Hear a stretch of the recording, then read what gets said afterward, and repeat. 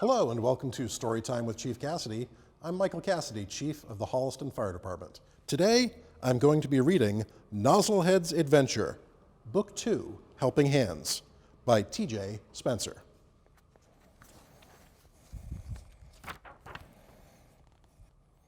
The morning sun was rising above the hills in the town of Warmville.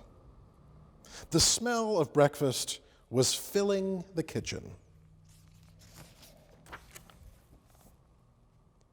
Half Cap was preparing breakfast for the crew at the fire station. They had many things to do and would need a healthy breakfast to give them energy. Nozzlehead was in the office making a list on the big board of all the things they would do today.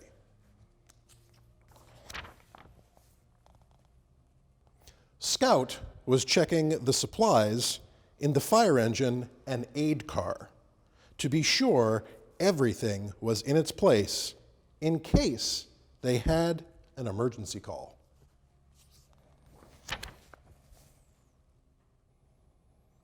Spotnot kept their new friend Kitty company and made her feel right at home.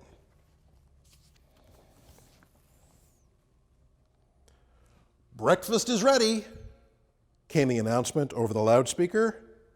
"Time to eat," called Half Cap. Everybody took their place, including Spotnot and Kitty. "What a delicious breakfast," said Scout. Everyone agreed. Suddenly, the lights inside the station flashed and the speakers began beeping. It was an emergency call coming in. Someone was in trouble. Quickly, the firefighters left their food and rushed out to the aid car. The beeping stopped and the voice from the speaker began. "Aid 1, emergency medical call. 85-year-old female has fallen. Address is 345 Maple Street." "Oh no," said Nozzlehead. "That is Grandma Ellie's house. She must have fallen again. I sure hope she is okay."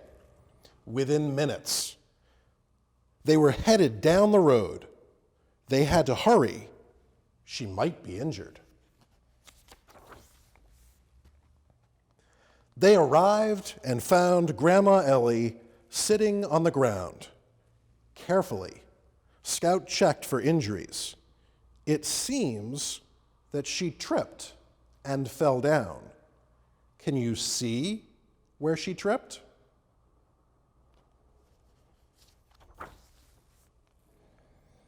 Scout, Nozzlehead, and Half Cap helped Grandma Ellie onto the stretcher. They will take her to the hospital in their aid car. The doctor needs to see her, just to make sure she is feeling okay.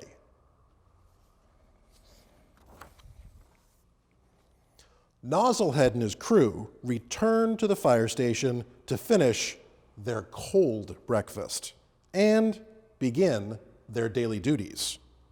Together, they cleaned the dishes, mopped the floors, and washed the counters.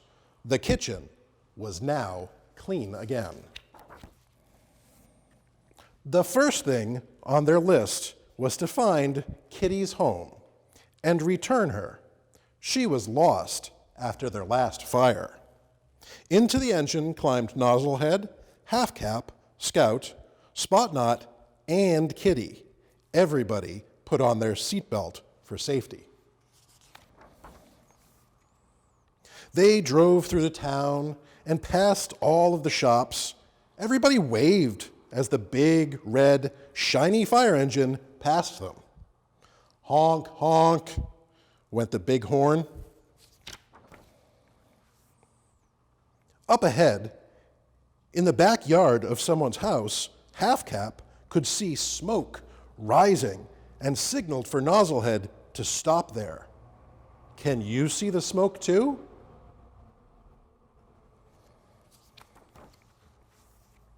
Quickly, they jumped out to see what was the cause of the smoke. It was Mr. Nelson, sitting next to the fire, burning a small pile of sticks and leaves. He had a shovel and a water hose next to him if he needed to put the fire out. Everything was under control. The engine headed out of town toward Pickering Barn, where they had noticed a sign on a tree near the side of the road. The sign read, "Missing Kitty." "Great," said Scout. "Now we know who Kitty belongs to." They drove to the address on the sign. When they arrived, out jumped Kitty, out jumped Spotknot, and out jumped all the firefighters. Excitedly, little Sarah ran out of the house, and Kitty jumped right into her arms. "Kitty is home," cried Sarah. She was smiling and so happy to see her kitty again. Kitty ran off when she saw the fire at Pickering Barn, and we haven't seen her since, she explained. Back into the fire engine climbed the happy crew of firefighters. Off went the engine on their way to finish more of their duties. "Goodbye, Kitty. We are glad you are safe in your home." Beep, beep, beep, went their pagers.